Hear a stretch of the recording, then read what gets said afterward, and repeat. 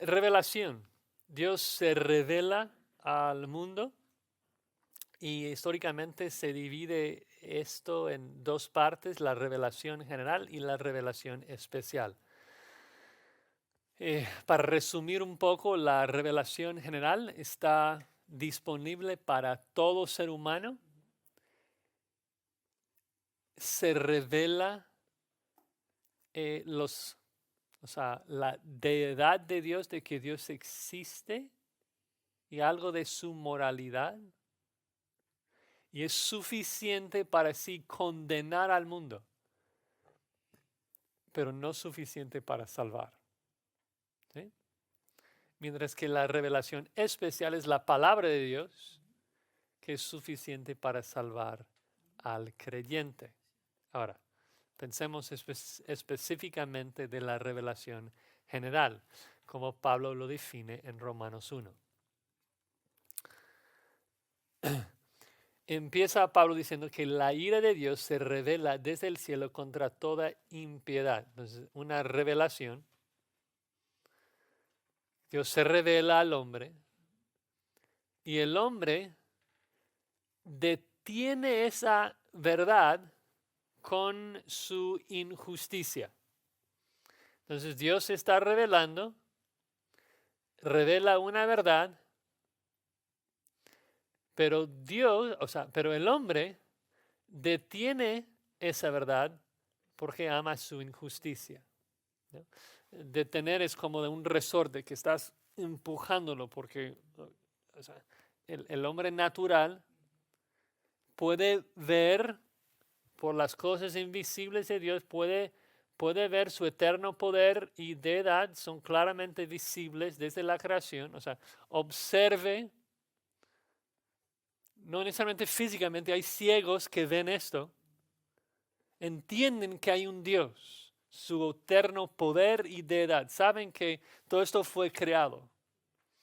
Pero si todo esto fue creado, significa que hay un creador y que soy su criatura y que yo tengo que rendirle cuentas. No me gusta esto porque yo quiero vivir como yo quiero vivir en mi pecado, así que suprimo, detengo esa verdad que se puede observar claramente y digo no hay Dios. El necio dice en su corazón no hay Dios, aunque por la revelación general Dios está revelando su eterno poder y deidad. Entonces, todo el mundo conoce a Dios de manera general.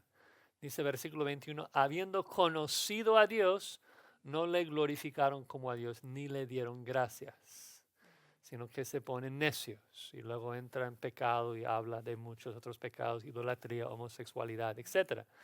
Pero el punto es de que Dios se revela su eterno poder, revela su deidad al mundo y ellos por no querer aceptar esto detienen esa verdad con su injusticia y debemos llamarlos a arrepentirse de esto. ¿No? Termina diciendo lo mismo, quienes habiendo entendido el juicio de Dios, que los que practican tales cosas son dignos de muerte, no solo los hacen, sino que también se complacen con los que las practican. Es decir, de que el hombre sabe que lo que está haciendo está mal. Y eso es porque Pablo continúa diciendo que no solamente la revelación general es externa al hombre, de que se puede observar eh, en la naturaleza, en la creación, de que Dios existe y tiene poder, sino que también es interno, de que Dios ha puesto su ley en nuestros corazones. Y esa ley nos acusa de pecado. Dice en el versículo, perdón, me es difícil leer a veces.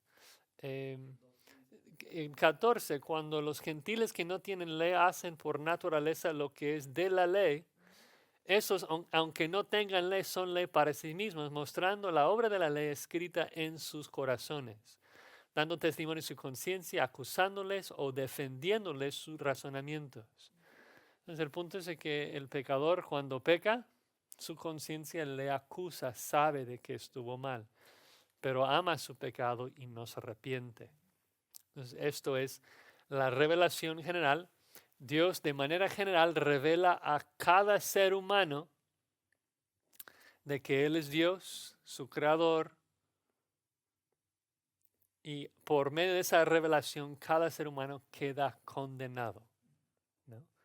Entonces, si alguien te pregunta, oye, ¿qué es lo que va a pasar a esa persona inocente que vive en una tribu de África y muere sin escuchar el Evangelio? La respuesta correcta es, esa persona no existe y jamás ha existido. No existen personas inocentes en ningún lugar. La pregunta es, qué es lo que Dios va a hacer a ese asesino, adúltero, mentiroso que vive en África, que observa por la creación de que Dios existe y suprime esa verdad con su justicia y no da gracias a Dios por su vida? Y la respuesta es que Dios, si no se arrepiente, le va a castigar. ¿Sí? Si realmente existiera una persona inocente en una tribu de África, pues iría al cielo. Pero el punto es de que no existen personas inocentes. Romanos 3, solamente existen pecadores, no hay justo ni un solo. Ahora, la revelación, como dije, revelación general, entonces es suficiente para condenar, pero no para salvar. Para eso se requiere el Evangelio, porque la fe viene por el oír el Evangelio. Entonces la palabra de Dios es la revelación especial que nos instruye cómo conocer personalmente a Dios y cómo ser salvo. Bueno, por último vamos a hacer esta sección de Dios Padre, porque en un sentido todo lo que hemos visto de atributos, o sea, se aplica al Padre. Ahora lo que vamos a preguntar es, en términos del papel del Padre, en comparación al papel del Hijo, del Espíritu, cómo se describe el Padre en la Escritura. Bueno, generalmente habla del Padre como el soberano que escoge, que determina, ¿no? Y aunque Dios Padre es el Padre de todos los hombres de alguna manera general, porque Él es su creador, en particular la Escritura habla de que Él es el Padre de los que ha escogido.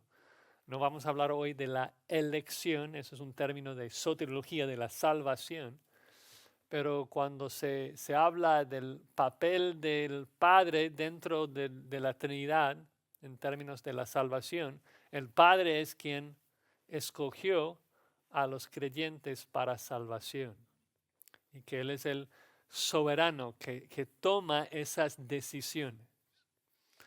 Y la pregunta que surge de eso es, bueno, si Dios es soberano y está tomando todas las decisiones y todo lo que Él desea hacer lo hace, ¿cómo explicamos la realidad de que el pecado entró en un mundo que Él estuvo reinando, ¿no? Él estuvo en control, Él supo que el pecado iba a entrar, Él pudo haberlo parado y no lo hizo. Y podemos postular muchas ideas y dar muchas explicaciones de cómo es esto, pero al final de cuentas tenemos que reconocer que es un misterio. Es un misterio. Es un misterio cómo es de que Dios está en control de todo, pero no involucrado en el mal, ¿no?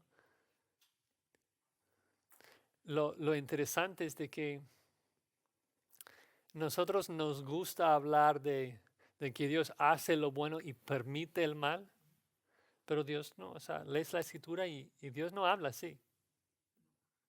Dios no permite, Dios no reacciona, Dios hace, Dios está en control y no, no necesita como excusa, se presenta así, ¿no? Job, ¿no? Job dijo, Jehová me los dio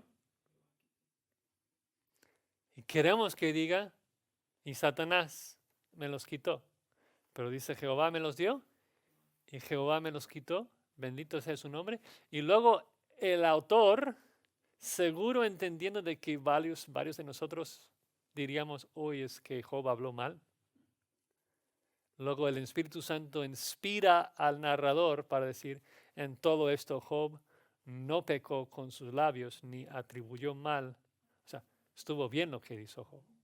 ¿No? Dice, oye, pero Satanás es realmente quien lo hizo. Pero primero fue con Dios. Dios estuvo en control de todo eso. Dios tuvo buenos propósitos en todo lo que pasó con Job. Y eso es lo que no podemos comprender. ¿No?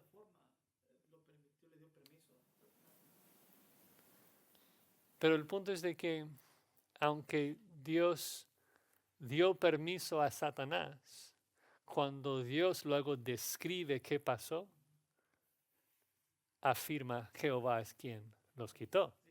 ¿Sí? Porque Él toma responsabilidad por todo lo que ocurre en su mundo, porque ¿quién está en el trono? Él. ¿No? Y aunque no, repito, es un misterio, aunque no podemos comprender, tenemos que afirmar esto por varias razones. Primero es porque es lo único que da razón de todo esto. O sea, ¿por qué sufrimos? Si sufrimos porque Satanás pudo entrar ahí y hacernos un daño, ¡ay! Qué mal, qué terrible sería. No sufrimos porque Dios, o sea, no sufrimos porque Satanás haya frustrado el plan de Dios. El pecado es parte del plan de Dios, en el sentido de que lo está usando para bien. ¿No? Estuve escuchando un sermón ayer y el predicador estaba hablando de cómo Dios está tratando de regresar a su creación al huerto de Edén. Y comentando eso con mi esposa después, dije, mira, si todo lo estás corriendo es solamente para regresarnos al huerto de Edén, todo fue un fracaso. O sea, no tiene sentido que el pecado haya entrado en el mundo. Dios hubiera simplemente visto a Satanás caer y aniquilarlo, no dejar que el pecado entre en el mundo. ¿Por qué soberanamente está haciendo todo para que el pecado esté dentro del mundo? Bueno, porque el futuro estado del hombre será mejor que el huerto de Edén. ¿No? Es la única explicación de que después de caer en pecado y ser perdonado, experimentar la gracia, la misericordia de Dios y ver su ira contra el pecado, nuestro estado final, después de ser transformado y santificado a la imagen de Cristo en toda su misericordia, gracia y justicia, será mucho mejor que el estado de Adán. ¿No? Y eso es lo que nos permite gozarnos en la aflicción, porque sabemos de que las pruebas tienen una función, nos están santificando, nos están purificando, tienen una función de transformarnos hacia la imagen de Cristo. ¿No? Entonces, vale la pena afirmar la soberanía de Dios, aunque duele pensar en que Dios está en control de mi dolor. Aunque Dios no lo esté haciendo directamente y no es el autor de ese pecado, pero Dios es soberano sobre el pecado y lo está usando para sus buenos propósitos. El misterio es de que en nuestra perspectiva, el que contrata al sicario es igual de culpable como el que mata y no comprendemos cómo es de que Dios lleve la gloria para todo el bien que pasa en su universo y luego cuando algo mal pasa es la culpa del hombre. ¿No? O sea, si tú haces algo bueno, Dios recibe toda la gloria porque Él lo hizo en ti. Y si haces algo malo, es por tu culpa, no por la soberanía de Dios. Nada tiene que ver Dios. Sí, y eso es algo que no, o sea, es un misterio, cómo Dios lo hace de esa forma, de esa manera. Pero el punto es de que Dios obra con una soberanía que no le hace el autor del pecado, Habacuc 1:13. Y finalmente, y con eso terminamos, la soberanía de Dios no anula la responsabilidad ni minimiza la responsabilidad del hombre. Y vamos a hablar de esto mucho cuando hablamos de la elección y su relación con el evangelismo. De que la elección no minimiza la necesidad del evangelismo. El hecho de que Dios está en control no minimiza mi necesidad de esforzarme en mi salvación. No usemos la soberanía de Dios como pretexto de pereza, ¿no? Dios está en control, pero Él usa medios para llevar a cabo su plan y nosotros tenemos que ponernos las pilas y trabajar, ¿sí? Porque es lo que Dios nos llama a hacer.